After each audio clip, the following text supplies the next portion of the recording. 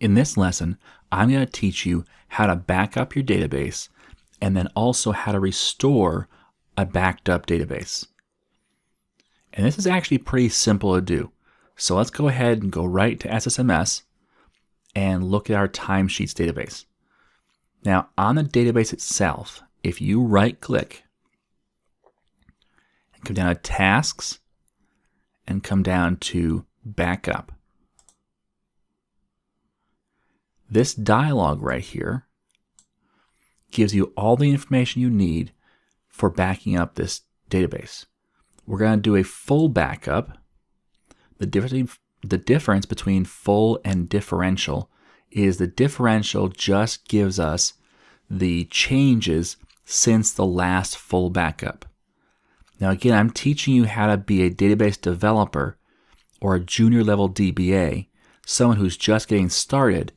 And so I would encourage you at this point in your development career, always do full. At some point when you're in production data and you have a space issue and the backups take too long to do full backups, you're going to do some differential backups. Maybe you'll do a full backup every Friday night, but then differentials every night after that until you can do another full backup. But for general purposes, always do full backups. Now, it says what components. It's already pre-selected the database. We're not going to do the file groups. So we next come down to backup to disk or URL. A URL would be a location on the internet or intranet where you can back up to. But in this case, we're backing up right to disk. Now it gives us a suggested backup name. We can remove that and let's just add one. I'm actually going to put it in my temp folder. If I have one, let me go and check first. Yep, I do. ctemp. The name, if you don't specify an extension, it doesn't put an extension on. So make sure to do timesheets.bak. Now, I always name my file name at least with the database name. But sometimes I'll also put a date in there. So for example, and don't put slashes or dashes, just put the actual numbers. So for January 1st or January 15th of 2017, I would say 01152017. And that would be how I'd specify month, day, year. Now, if you're in a European country, you'd probably do day, month, year, and so you need to make sure you know the difference between those two when you're naming. So don't cross those up. But for this, I'll just name it timesheets.bak. I hit OK, and I hit OK again. And so now my destination is ctemp timesheets.back. Now the media options we can leave alone. Now we could say, and this you do this for production for sure, verify backup when finished. And the backup options are here. If it expires, right now it expires after 0 days, which means it never expires. If we're using encryption, but we're not using encryption, and it's actually grayed out until we use a new media set. And then if we're using compression or not. Okay, so leave all these alone. You don't need to change any of them. Just change the location to the location you want and the name you want, and make sure it's full and it's the correct database. Now I hit OK. It's executing down here, and now it's done. So we hit OK. And now we can go to our file system right here and go to temp, and we see that we have a timesheets.back. All right. So what do we do with this file? Well, let's restore a backup. Now that we have a backup, let's restore one. I right click on databases up here and say restore database.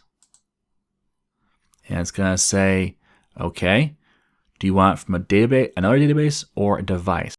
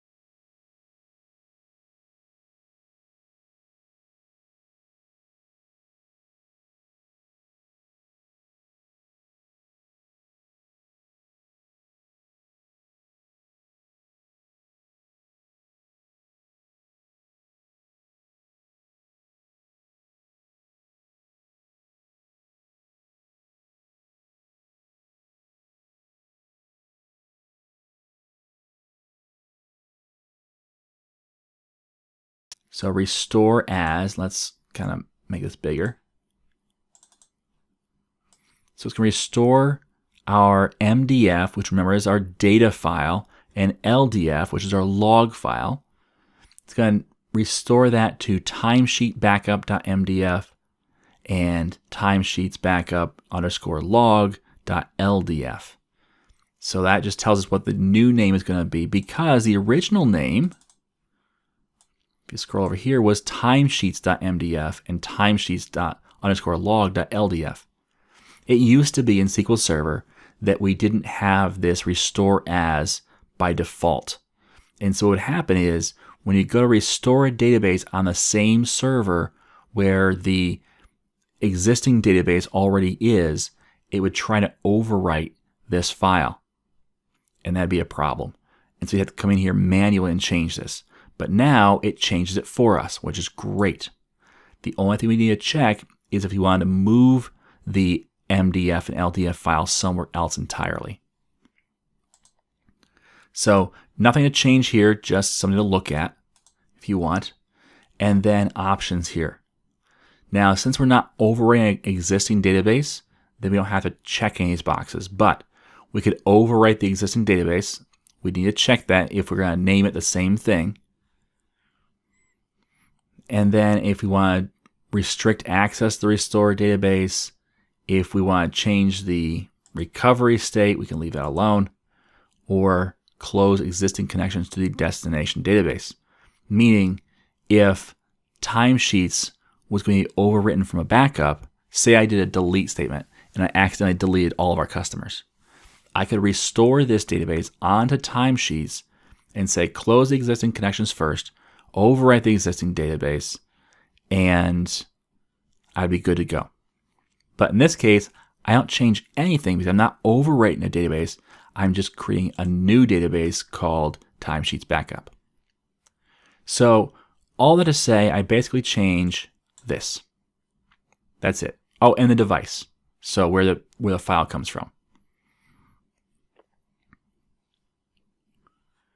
I hit OK. It's going to think about it for a little bit. It's now done. And now if I look, I see timesheets and timesheets backup. Now I can come in here and verify that my data is here. So I could do a select top 1,000 rows, or what I would do is create a new query window, make sure that timesheets backup is selected, and then say select star from dbo.customers and run that. And yep, that looks right. And then I'd do a select star from dbo.employees and make sure that that looks right, and it does. And I'd go on like that and just kind of verify, either spot check or fully verify that my data is there. So if you had deleted all of your customers with a delete statement and you overwrote the timesheets database with the backup, then I would do a select star from customers and make sure that I have customers there. So that's really all there is to backup and restore. If you want, you can take this file. That's right now, this file is 4 megabytes. And that's with just our little bit of sample data. So you could take that file, put it on a thumb drive, and carry it around, give it to somebody else. You'll find that Microsoft has a few sample databases out there. Northwind is one, AdventureWorks is another, and they have a new one out now. WW Importers or something like that. If you search for Microsoft SQL Server sample database, there'll be a few there. And they give them to you in zip format, and you just, or I'm sorry, as BAK format, and you restore them that way usually. So that's pretty simple to do.